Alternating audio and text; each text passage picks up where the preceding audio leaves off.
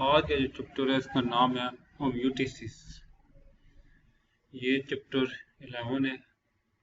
Matric class 10 के इसकी जो टॉपिक पढ़ने के उसमें पहला है कि पौधों में होम्योस्टेसिस। Homeostasis plant. अगला जो टॉपिक है होम्योस्टेसिस इन हम है इंसान में होम्योस्टेसिस। इंसान का यूरिन सिस्टम, यूरिन यानी कि जो पेशाब का निज़ाम होता है, छोटा पेशाब इस तरह से आता है यूरिन। आगे गुर्दे की बीमारियां यानी डिसऑर्डर ऑफ किडनी। होम्योस्टेसिस को उर्दू में बोलते हैं तवाज़ुन में इतदाल कायम करना है, किसी चीज़ में बराबरी कायम करना, कायम रखने का रुझान। ग्लूटेशन क्या होती है? कतरा रेती। लैक्टिक्स एक तरह का शीरा होता है। तो शीरा क्या होता है? जिस तरह में पानी में चीनी घोलते हैं तो शीरा बनाते हैं, शीरा होता है। यूरिटर गुर्दे से मसाने तक पेशाब की जो नाली होती है उसे यूरिटर बोलते हैं। अगर यूरिनरी जो पेशाब से मुतल्लिक जो चीज़ होती है वो होती है यूरिनरी। रेजिन गोंद की एक किस्म, गम जो होती है। एक्सट्रिकेशन खारिज किसी चीज़ का जिसमें बाहर निकलना, इखराज होना। यूरिथ्रा मसाने से बाहर पेशाब की नाली, जो बाहर पेशाब की नाली जाती है उसे यूरिथ्रा बोलते हैं। फीरिंग्स अलोरोकोम यानी अनलॉक जो होता है। गम गोंद की एक किस्म। ब्लेडर मसाना। ट्रांसप्लांट इजाक की तब्दीली, जैसे किसी के गुर्दे खराब हो नया गुर्दा लगाते हैं उसे ट्रांसप्लांट कहते हैं। जिगर किसी का थोड़ा खराब हो तो भी चेंज करते हैं उसे ट्रांसप्लांट कहते हैं। आगे होम्योस्टेसिस के बारे में पढ़ते हैं कि क्या होता है तफसील से। होम्योस्टेसिस से मुराद बैरूनी मोल में आने वाली तब्दीलियों के बावजूद जिस्म के अंदरूनी हालात में इतदाल और तवाज़ुन कायम रखना। इतदाल क्या होता है? बराबरी, यानी कोई चीज़ कम ना हो कोई चीज़ ज़्यादा ना हो, इसे बोलते हैं इतदाल और तवाज़ुन कायम रखना है। मिसाल के तौर पर इर्द गिर्द की हवा के दर्जा हरारत में तब्दीलियों के बावजूद इंसान के जिस्म का अंदरूनी दर्जा हरारत 37 डिग्री सेंटीग्रेड पर रहता है। यानी कि बाहर जितनी भी गर्मी हो तो इंसान का जो अंदर का दर्जा हरारत है वो 37 रहता है। या बाहर सर्दी हो बेशक एक दर्जा हरारत हो, लेकिन इंसान का जो अंदरूनी दर्जा हरारत है जिस्म का वो 37 रहता है। यानी कि उसमें तवाज़ुन रहता है, वो कम ज्यादा नहीं होता है। यानी कि बाहर सर्दी कि जिस्म ठंडा होगा, बाहर गर्मी है तो इंसान का जिस्म गर्म हो गया। इसी तरह कार्बोहाइड्रेट से भरपूर खुराक लेने के बावजूद खून में ग्लूकोज की सतह 1 ग्राम फी लीटर ही रहती है। ठीक है, जिस तरह कोई खुराक जिसमें कार्बोहाइड्रेट होते हैं उसको ज्यादा खाने से जिस्म में ग्लूकोज की लेवल बढ़ता नहीं, उतनी बरकरार रहता है जितना उसकी जरूरत होगी। यानी खून में 1 ग्राम फी लीटर ही रहती है। ये नहीं कि ज्यादा हमने चीनी खा ली और कुछ चीजें खा ली तो वो खून में एकदम ज्यादा होगी, ज्यादा नहीं होती है। जिस्म उसको तवाज़ुन कायम रखता है। जिस्म के सेल ऐसा अंदरूनी माहौल चाहते हैं जिसमें हालात ज्यादा तब्दील ना होते हैं। एंजाइम की मौसर रफ्तार से काम करने के लिए अंदरूनी हालात का मुतवाज़ुन होना अहम है। होम्योस्टेसिस की चंद मिसालें दर्जा ज़ैल हैं। इसमें कुछ मिसालें हैं। ओस्मो रेगुलेशन, ये क्या होता है? जिस्म के फ्लूइड यानी खून और टिश्यू फ्लूइड जो होते हैं, जो चीज बहने वाली होती है, जैसे पानी हो गया, ये इस तरह की किस्म है, इसे लिक्विड कह सकते हैं। ये खून भी एक तरह का बहने वाली चीज है। और टिश्यू में फ्लूइड, जिस्म के फ्लूइड में पानी और मिक्यास की मिकदार का तवाज़ुन कायम रखना ओस्मो रेगुलेशन कहलाता है। ओस्मो रेगुलेशन क्या होता है कि जिस्म में पानी और मिकदार की मिकदार को तवाज़ुन ये बराबर रखना, वो कम ज्यादा नहीं होना, इसे बोलते हैं ओस्मो रेगुलेशन। हम जानते हैं कि जिस्मानी फ्लूइड और सेल के माबैन पानी और नमियात की निश्चित मिकदारें ही नफूज और ओस्मोसिस के अमाल को कंट्रोल करती हैं, और ये अमाल सेल के काम करने के लिए बहुत जरूरी होते हैं। आगे थर्मो रेगुलेशन। थर्मो रेगुलेशन क्या होता है? जिस्म के अंदरूनी दर्जा हरारत कायम रखना थर्मो रेगुलेशन कहलाता है।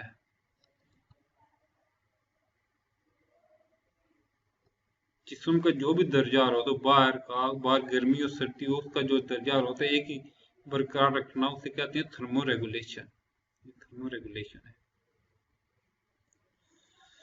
जिस्म के एंजाइम मखसूस ऑप्टिमम दर्जा, ये कि जो एंजाइम इसका नाम एक मखसूस है, ऑप्टिमम है, जो दर्जा हरारत पर काम करती है। जिस्मानी दर्जे में कोई तब्दीली एंजाइम के काम पर असर डालती है।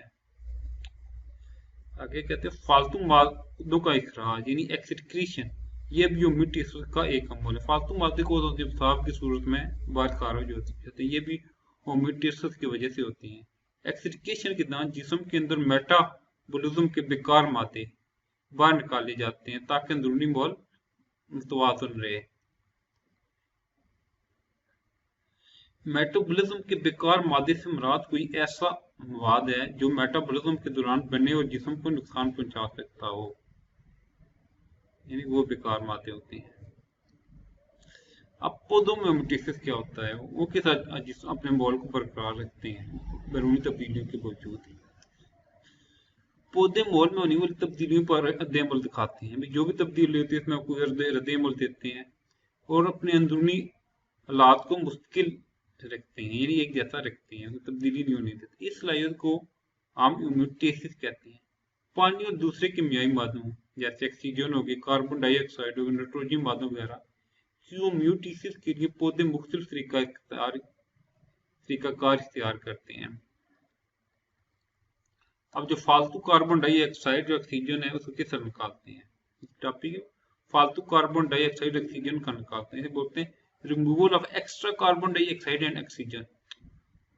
दिन के वक्त सेलुलर रेस्पिरेशन यानी कि सेल्स होते हैं उनके अंदर जो रेस्पिरेशन होती है, हवा का अदल बदल होता है, में बनने वाली कार्बन डाइऑक्साइड फोटोसिंथेसिस में इस्तेमाल होती है। फोटोसिंथेसिस क्या होते हैं? जो पौधे सूरज की रोशनी में खुराक तैयार करते हैं, उसमें कार्बन डाइऑक्साइड इस्तेमाल होती है। इस तरह ये कोई फालतू या बेकार मादा नहीं रहती। तो दिन के वक्त तो ये फालतू बेकार मादा नहीं होती, लेकिन रात के वक्त ये फालतू होती है क्योंकि इसका कोई इस्तेमाल नहीं होता। रात के वक्त तो फोटोसिंथेसिस नहीं होती क्योंकि दिन की रोशनी में होती है, तो इसलिए रात को ये जो कार्बन डाइऑक्साइड किसी चीज में इस्तेमाल नहीं होती। टिश्यूज के सेल से इसे नफूज के जरिए बाहर निकाल दिया जाता है। लेकिन टिश्यू जो होते हैं, टिश्यू के सेल जो होते हैं, खुलिए होते हैं, उनके जरिए बाहर निकाल देते हैं। पत्तों और नए तनों से कार्बन डाइऑक्साइड स्टोमीटा के जरिए बाहर निकलती है। किस चीज के लिए? स्टोमीटा। और नई जड़ों से कार्बन डाइऑक्साइड इनकी सतह खास तौर पर रूट हेयर से बाहर नफूज होती है। रूट हेयर यानी जड़ों के बाल, जो जड़ें होती है बालों की तरफ होती है, उसे रूट हेयर बोलते हैं। मेसोफिल सेल जो होते हैं, मेसोफिल सेल में ऑक्सीजन फोटोसिंथेसिस के बाई प्रोडक्ट के तौर पर दिन के वक्त बनती है, क्योंकि जो ऑक्सीजन जो होती है वो फोटोसिंथेसिस के दौरान एक चीज बनती है, बाई प्रोडक्ट के तौर पर बनती है। सेलुलर रेस्पिरेशन में ऑक्सीजन के इस्तेमाल कर लेने के बाद मेसोफिल सेल को फालतू मिकदार स्टोमीटा के जरिए खारिज कर देते हैं। यानी खारिज ये किस तरीके होती है? स्टोमीटा के जरिए ऑक्सीजन खारिज होती है दिन के वक्त। रिमूवल एक्स्ट्रा वाटर, फालतू पानी को निकालना या उसका इखराज।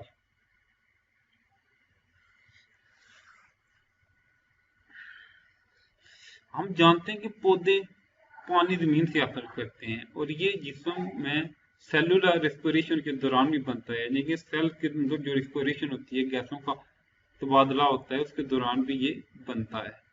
पानी की बड़ी मिकदार को पौधे अपने सेल्स में सख्ती यानी ट्रेजिडी के लिए ज़ख़ीरा करते हैं। फालतू पानी को पौधे के जिस्म से ट्रांसपिरेशन के लिए निकाला जाता है। ये ट्रांसपिरेशन से मुराद क्या है? ट्रांसपिरेशन से मुराद पौधे की सतह से पानी का बखरात की सूरत में निकलना है, यानी बखरात जो होते हैं, भाप होती है, उसकी सूरत में निकलता है, तो उसे ट्रांसपिरेशन कहते हैं।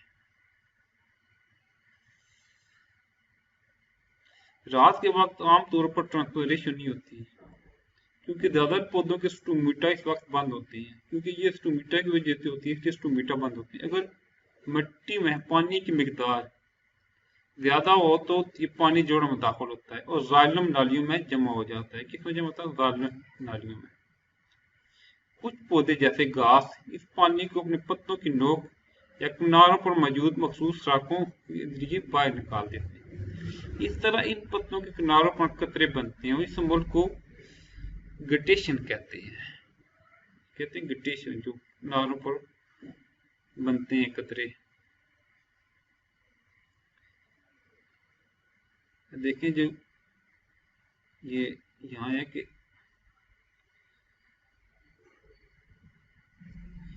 ग्रेविटेशन शबनम को हम मायने नहीं समझना चाहिए। शबनम पौधे की सतह बखरात के कसीफ होने से बनती है।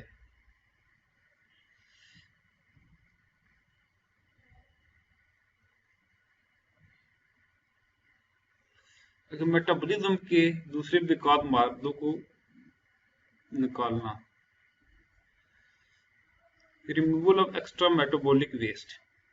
मेटाबॉलिज्म के बहुत से बेकार मादों को पौधे अपने जिस्म में गैर नुकसानदेह गैर अल्पवीर मादों के तौर पर जखीरा कर लेते हैं।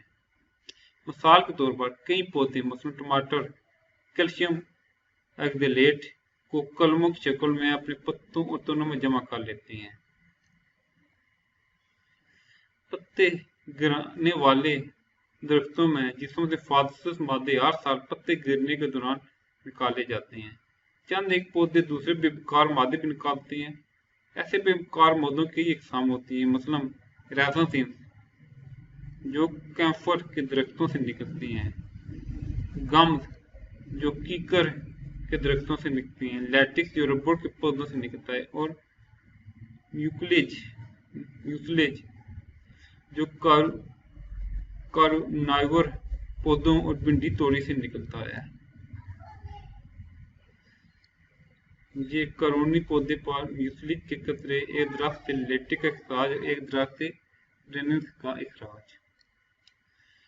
पौधों में ऑस्मोटिक मुताबिकतें एडजस्टमेंट के साथ करते हैं। मुताबिक पानी और मिक्यात के लिए पानी और मिक्यात की दस्तयाब मिकदार के लिहाज से पौधों को 3 ग्रोह में तकसीम किया जाता है। पहला पौधा है हाइड्रोफाइट्स। ऐसे पौधे जो मुकम्मल या जुज़वी यानी आर्जी तौर पर ज्यादा पानी में डूबे होते हैं। ऐसे पौधों को पानी की कमी का मसले का सामना नहीं होता। इन पौधों में ऐसे तरीके इख्तियार किए होते हैं जिसमें से ये अपने सेल से फालतू पानी निकाल सकते हैं। हाइड्रोफाइट्स के पत्ते चौड़े होते हैं जिनकी बलाई सतह यानी ऊपर वाली सतह पर ज्यादा तादाद में स्टोमेटा पाए जाते हैं। ये खासियत इनको जिस्म से पानी के फालतू मिकदार निकालने में मदद देती है। ऐसे पौधों की आम मिसाल कमल है, यानी कमल के पौधे जो पानी में के अंदर डूबे होते हैं, उनके पत्ते बाहर होते हैं, पत्तों के जरिए फालतू पानी जिस्म से निकाल लेते हैं। अगला ज़ीरोफाइट्स, खुश्क माहौल में रहने वाले पौधे हैं। इनके बोलते हैं ज़ीरोफाइट्स। अंदरूनी टिश्यू से पानी को ज़िया को रोकने के लिए इनके एपिडर्मिस पर एक मोटी और मोम की तरह की वैक्सी क्यूटिकल मौजूद होती है। ट्रांसपिरेशन की रफ्तार कम रखने खातिर इनके पास स्टोमेटा की तादाद में कम होते हैं। मिट्टी से ज्यादा पानी जज़ब करने खातिर इन पौधों की जड़ें बहुत गहरी होती हैं। चंद ज़ीरोफाइट की जड़ों या तनों में मखसूस पेरनकाइमा सेल होते हैं जिनमें से वो पानी की बड़ी मिकदार को ज़खीरा कर लेते हैं। इससे इनकी जड़ें या तने गीले और रस भरे होते हैं, जूसी होती हैं। ऐसे आर्गन को गोदेदार यानी सुकुलेंट आर्गन कहते हैं। गोदा क्या होता है? जैसे एलोवेरा के देखें उसको पत्ते ऊपर से जो पत्ता होता है उसके ऊपर छिलके उतार के अंदर जो डार्क सी चीज होती है बोलते हैं गोदा। कैक्टाई वाइड कैक्टस जैसे यानी कैक्टस की जमा कैक्टाई है, ये पौधे इनकी आम मिसालें हैं।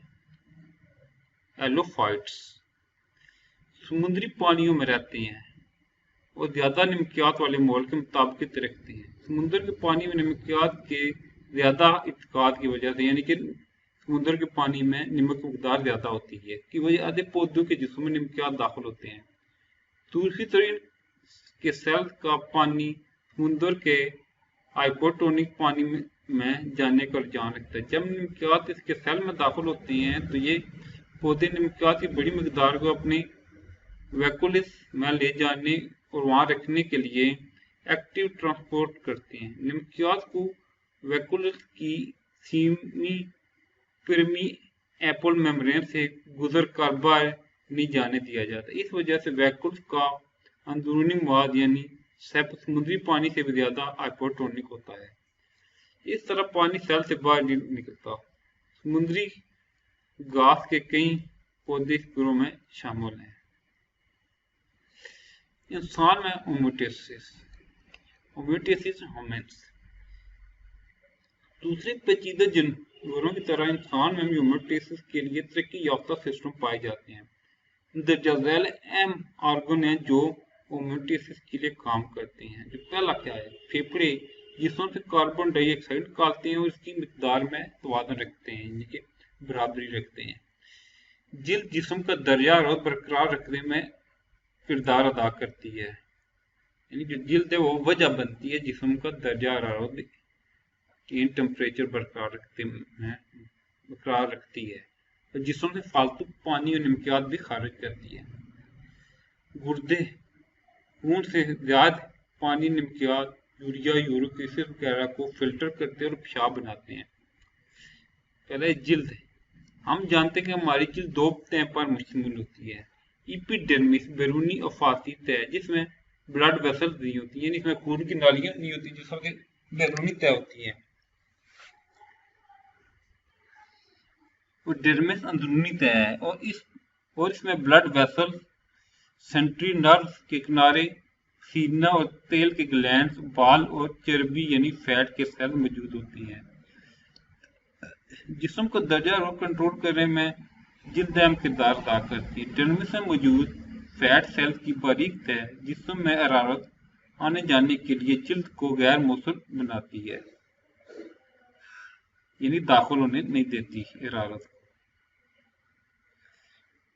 बालों के साथ लगे छोटे मसल के सिकुड़ने से जिल्द पर ठठराहट की कैफियत होती है। इससे जिल्द पर गर्म हवा का एक गैर मुसल गिलाफ बन जाता है।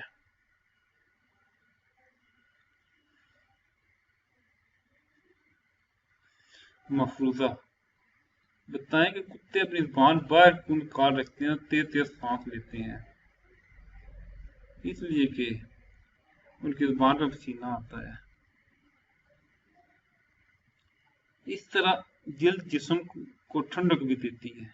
जब पसीना बनाने वाले ग्लैंड पसीना बनाते हैं तो इनकी वेपरेशन यानी बखरात बनने पर वेपरेशन होने पर जिस्म की फालतू दर्जा हरारत निकल जाती है। पसीने के जरिए जिस्म से फालतू पानी, नमकियात, यूरिया, यूरिक एसिड भी निकाले जाते हैं। फेफड़े, लंग्स भी खुलते हैं। पिछले बाब में पढ़ चुके हैं कि हमारे फेफड़े किस तरह खून से कार्बन डाइऑक्साइड के इर्तिकाज को मुंतकिल रखते हैं। हमारे सेल्स में जब सेलुलर रेस्पिरेशन करते हैं तो कार्बन डाइऑक्साइड बनाते हैं और सेल से निकलकर कार्बन डाइऑक्साइड टिश्यू फ्लूइड में फिर वहां से खून में नफूज कर जाती है। खून का कार्बन डाइऑक्साइड को फेफड़ों में लाता है जहां से इसे हवा में निकाल दिया जाता है। इंसान का यूरिनरी सिस्टम, इंसान की एक्सक्रीटरी सिस्टम को यूरिनरी सिस्टम कहते हैं, यानी जिससे बाहर जो पेशाब निकलता है तो यूरिनरी सिस्टम कहते हैं। ये गुर्दों, किडनी के एक जोड़े, यूरेटर के एक जोड़े और एक यूरिनरी ब्लेड और एक यूरेथ्रा पर मुश्तमिल होता है। गुर्दे खून को फिल्टर करके पेशाब बनाते हैं और यूरेटर पेशाब को गुर्दों से यूरिनरी ब्लैडर तक पहुंचाते हैं। यूरिनरी ब्लैडर पेशाब को जिस्म से खारिज करने से पहले आर्टरी तौर पर स्टोर करता है, जमा करता है। यूरेथ्रा एक नाली है जो पेशाब को यूरिनरी ब्लैडर से लेकर जिस्म से बाहर तक ले जाती है। ये गुर्दे हैं, ये यूरेटर है, ये यूरिनरी ब्लैडर है, ये यूरेथ्रा जो बाहर पेशाब को ले जाता है। गुर्दे की साख यानी गुर्दे की बनावट, ढांचा किस तरह की शक्ल है उसकी। गुर्दे गहरे सुर्ख रंग के लोबिये की शक्ल के ऑर्गन हैं, यानी अज़ा हैं लोबिये की शक्ल के, जो गहरा सुर्ख रंग होता है। हर गुर्दा 10 सेंटीमीटर लंबा, उसकी लंबाई 10 सेंटीमीटर, 5 सेंटीमीटर चौड़ा और 4 सेंटीमीटर मोटा होता है। इसका वजन तकरीबन 120 ग्राम है। गुर्दे के जिस्म में पेट यानी अब्डामन की पिछली दीवार के साथ डायाफ्राम यानी पसलियों से थोड़ी नीचे मौजूद हैं। हर गुर्दा वर्टिब्रल कॉलम की एक जानब लगा होता है। आखिरी दो पसलियां गुर्दों की हिफाजत करती हैं। बायां गुर्दा दाएं गुर्दे के नज़दीक थोड़ा सा ऊंचा होता है। गुर्दे मकर कनकेव सतह वेंट्रिकल कॉलम की तरफ होती है, यानी कि वो किनारों से कनकेव क्या होता है कि मकर ये इसके किनारे थोड़े मोटे होते हैं और दरमियान से थोड़ा पतला होता है। ये इस तरह की शक्ल की होती है। इस तरह गुर्दे की वस्त के करीब एक गड़ा होता है जिसे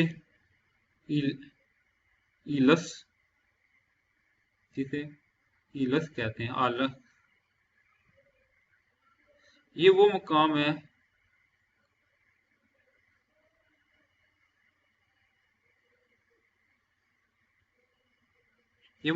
जहाँ से यूरेटर गुर्दे से निकलती है। दूसरी साख्तें यानी ब्लड वेसल, लिम्फेटिक वेसल और नर्व गुर्दे में दाखिल होती हैं या बाहर आती हैं। तूली तराशे में गुर्दे के अंदर दो हिस्से नजर आते हैं, यानी कि लंबाई के तौर पर इसको तराशा जाए, दो हिस्सों में टुकड़े किया जाए तो इसके अंदर दो हिस्से नजर आते हैं। जो पहला होता है उसे कहते हैं रीनियल कॉर्टेक्स, गुर्दे का बैरूनी हिस्सा होता है। इसकी रंगत गहरी सुर्ख है, यानी तेज सुर्ख होता है। रीनियल मेलुडा गुर्दे का अंदरूनी हिस्सा, इसकी रंगत हल्की सुर्ख होती है, हल्का सुर्ख होता है।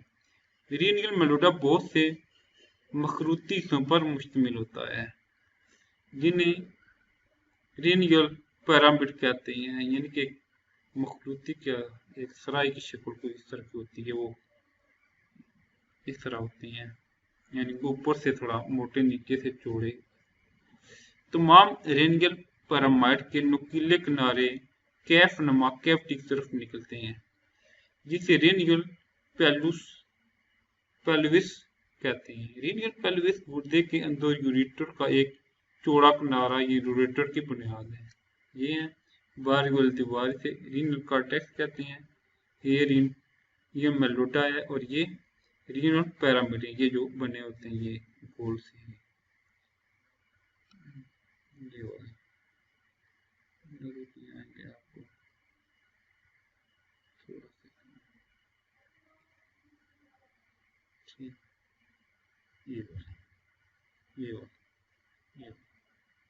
ये रीनल पिरामिड है। ये यूरेटर की नाली है, ये लीनियर पैलेस है, ये लीनियर वेन है, लीनियर आर्टरी है। गुर्दे की फलियाती इकाई नेफ्रून है, यानी गुर्दे किस चीज की बने होते हैं वो उसे बोलते हैं नेफ्रून के। हर गुर्दे में 10 लाख से ज्यादा नेफ्रून पाए जाते हैं। एक नेफ्रून के दो बड़े हिस्से होते हैं, यानी रीनियल कॉर्पसल और रीनियल ट्यूब्यूल। रीनियल कॉर्पसल नाली नुमा नहीं होता, इसमें नाली नहीं होती। इसके दो हिस्से ग्लोमेरुलस और बोमेन कैप्सूल हैं। ग्लोमेरुलस बल्ब कैपिलस का एक गुच्छा है, जबकि बोमेन कैप्सूल एक प्याले नुमा साख्त है, यानी शक्ल प्याले नुमा होती है जो ग्लोमेरुलस को घेरे होता है।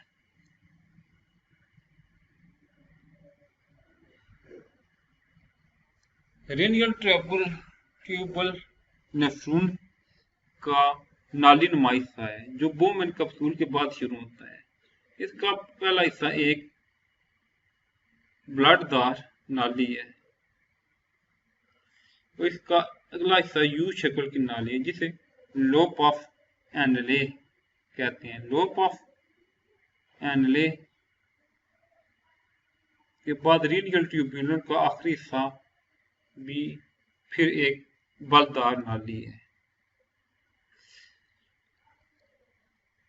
बहुत से नेफ्रून के आखिरी बलदार हिस्से एक ही कलेक्टिंग डक्ट में खुलते हैं।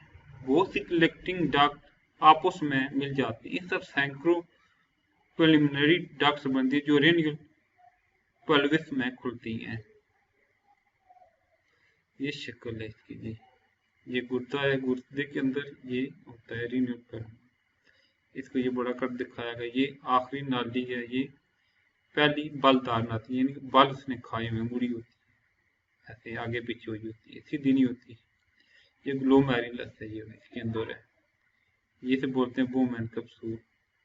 ये इसका नीचे आ रहा था, ये यहाँ से ऊपर जा रहा होता है, लोप ऑफ एनले से बोलते हैं।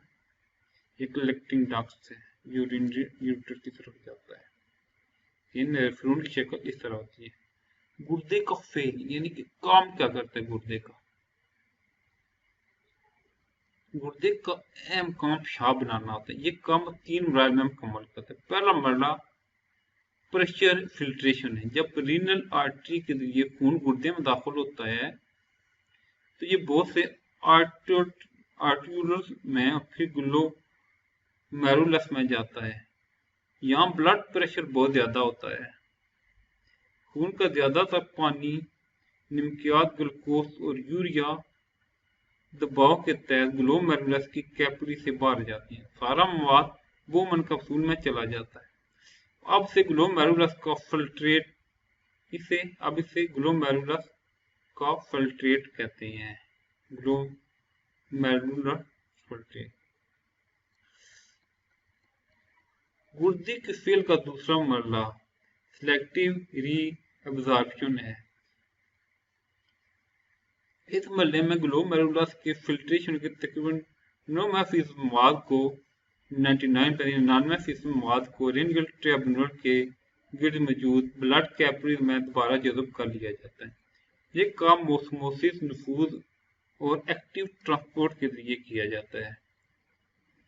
कुछ पानी और ज्यादातर ग्लूकोज ट्यूब्यूल के पहले बलदार हिस्से से ही वापस जज़ब किए जाते हैं। यहाँ निम्कियात को एक्टिव ट्रांसपोर्ट से वापस जज़ब किया जाता है। फिर पानी भी ऑस्मोसिस के जरिए जज़ब हो जाता है। लोप ऑफ एनले के नीचे जाने वाली नाली से पानी जबकि इसके ऊपर जाती हुई नाली से निम्कियात का वापसी इंजज़ाब होता है। इंजज़ाब यानी जज़ब होता है।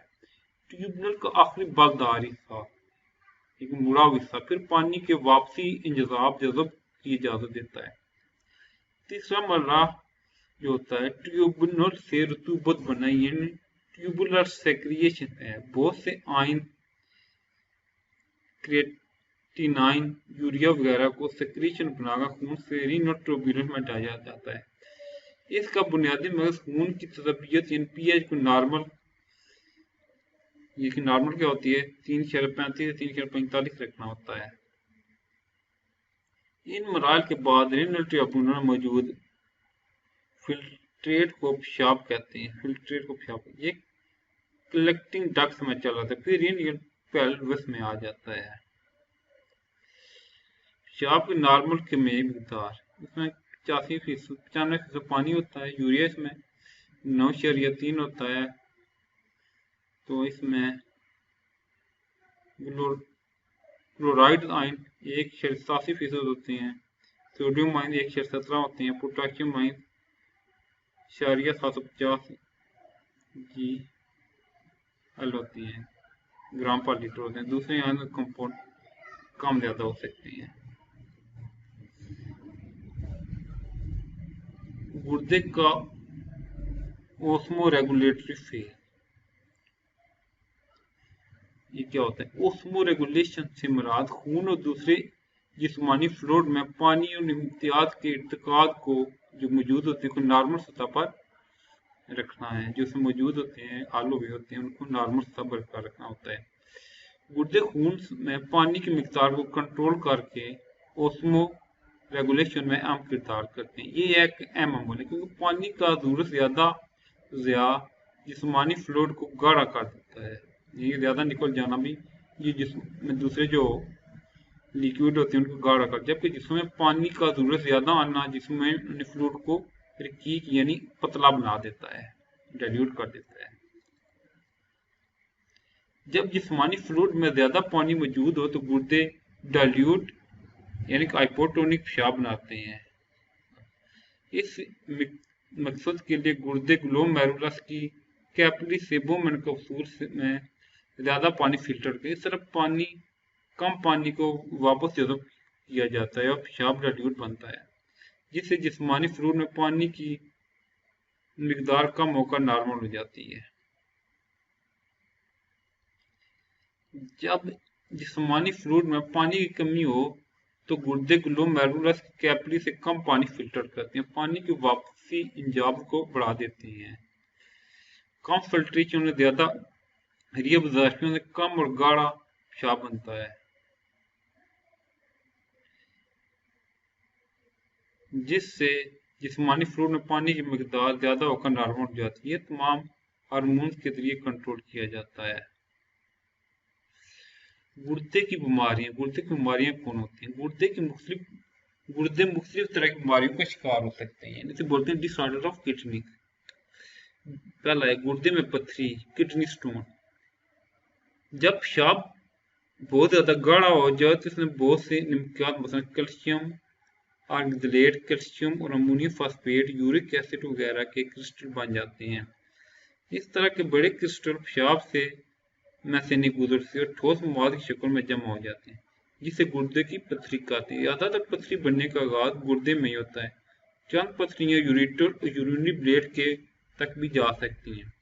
गुर्दों की पथरी की बड़ी वजूहात उम्र, ग़िज़ा, सब सब्जियां, नमकियात, विटामिन सी और डी ज्यादा लेना, यूरिनरी नाली में बार बार होने वाले इन्फेक्शन, कम पानी पीने और अल्कोहल का इस्तेमाल है। पथरी की अलामत ये है गुर्दे या पेट के निचले हिस्से में शदीद बार बार पेशाब आना और बदबूदार पेशाब जिसमें खून और पस मौजूद हो।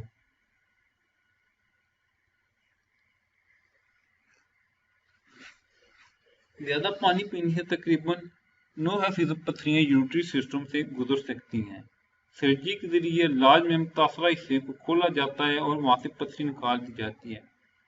गुर्दे की पथरी निकालने का एक और तरीका लिथोट्रिप्सी है। इस तरीका में यूरिनरी सिस्टम में मौजूद पथरियां पर बाहर से नॉन इलेक्ट्रिकल शॉक वेव गिराई जाती हैं। ये शुआएं बड़ी पथरियों से टकराती हैं और तोड़ देती हैं। पथरियां रेत की मानद हो जाती हैं, पेशाब के जरिए बाहर निकल जाती हैं।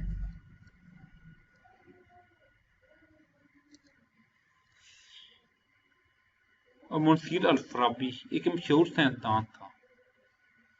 अबू नसीर अल-फराबी एक मशहूर साइंसदान था। इसने गुर्दों की बीमारी के मुतल्लिक मालूमात में बहुत सी किताबें दी। गैर मामूली काबिलियत वाले साइंसदान अबुल कासिम अल-ज़वारी, जिन्हें अबुल-बॉक्स भी कहा जाता है, का शुमार इस्लाम के कदीम सर्जरियों में होता है। इसने सर्जरी के कई तरीके जाने, जिनमें यूरिनरी ब्लैडर से पथरी निकालने के तरीके भी शामिल हैं। इनके इंसाइक्लोपीडिया अल-तरीफ तरीक़ाकार में 2 से ज्यादा ऐसे सर्जिकल मेडिकल औजार मौजूद हैं जिन्हें उन्होंने खुद डिजाइन किया था।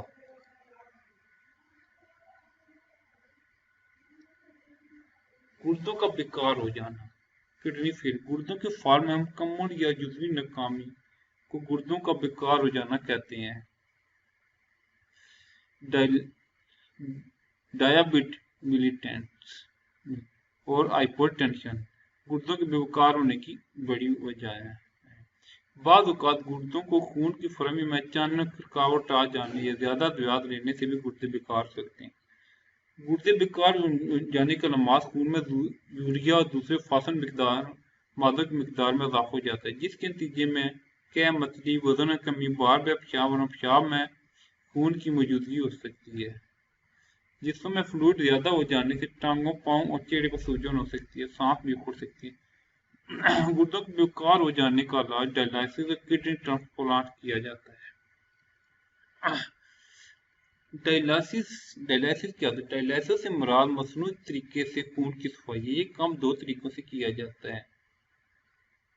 Peritoneal dialysis. डायलिसिस के तरीके में एक डायलिसिस फ्लूइड को मुकर्रर वक्त के लिए पेरिटोनियल कैविटी, एलिमेंट्री कैनाल या गट के इर्द गिर्द जगह में पंप कर दिया जाता है। इस कैविटी की दीवारों के साथ पेरिटोनियम लगी होती है, जिसमें ब्लड वेसल मौजूद है। जब हम पेरिटोनियल कैविटी में डायलिसिस फ्लूइड रखते हैं तो पेरिटोनियम की ब्लड वेसल के खून में मौजूद फास्फोरस मादे इस डायलिसिस फ्लूइड में महफूज कर जाते हैं, इसमें दाखिल हो जाते हैं। इसके बाद डायलिसिस फ्लूइड को बाहर निकाल दिया जाए। इस तरह का डायलिसिस घर में किया जाता है, लेकिन इसे रोजाना करना पड़ता है। होम्योडायलिसिस मरीज का खून एक ऑपरेटर से यानी कि आले से गुजारा जाता है, जिसे डायलाइजर कहते हैं। डायलाइजर के अंदर लंबी नालियां होती हैं जिनमें दीवारों में सीमी प्री एपोड मेम्ब्रेन का काम करती है। खून इन नालियों के अंदर से गुजरता है, जबकि डायलिसिस फ्लूइड इन नालियों के गिर्द बहता है। फालतू पानी फास्फोरस मादे खून से निकलकर डायलिसिस फ्लूइड में आ जाते हैं। साफ हुए खून को दोबारा जिस्म में दाखिल किया जाता है। होम्योड डायलिसिस का इलाज हफ्ते में 3 मरतबा डायलिसिस सेंटर में किया जाता है। किडनी ट्रांसप्लांट यानी कि गुर्दे की तब्दीली। हम जानते हैं कि डायलिसिस के अमल को चंद दिनों बाद कराना पड़ता है। इस अमल में मरीज और इनके खिदमतकारों के लिए खुशगवार भी होता है। गुर्दे का विकार जुआने के आखिरी माइल के लिए एक और इलाज किडनी ट्रांसप्लांट है। इस इलाज में मरीज के नकारे गुर्दे को अतिया करने वाले शख्स के सेहतमंद गुर्दे से तब्दील किया जाता है। गुर्दा अतिया करने वाला मरूम भी हो सकता है, जिंदा भी। ये लाजमी नहीं है कि गुर्दा अतिया करने वाला मरीज का रिश्तेदार हो। ट्रांसप्लांट करने से पहले अतिया करने वाले मरीज के टिश्यू वेट प्रोटीन का मुफावकत का टेस्ट किया जाता है। अतिया देने वाले का गुर्दा मरीज के जिस्म में मुंतकिल किया जाता है और इसे ब्लड सर्कुलेटरी यूरिनरी सिस्टम के साथ मुंसलिक कर दिया जाता है। अतिया किए जाने वाले गुर्दे की औसत उम्र 10 से 15 साल होती है। जब ट्रांसप्लांट नाकाम हो जाए तो मरीज को नया गुर्दा भी ट्रांसप्लांट किया जा सकता है। ऐसी सूरत में दरमियानी मुद्दत के लिए मरीज का इलाज डायलिसिस के लिए किया जाता है। ट्रांसप्लांट के बाद के मसाइल में टिश्यू की अदम कबूलियत, इन्फेक्शन, जिस्म में नमकियात का अदम तवाज़ुन होना, जिसके नतीजे में हड्डियों के मसाइल, अल्सर शामिल हैं।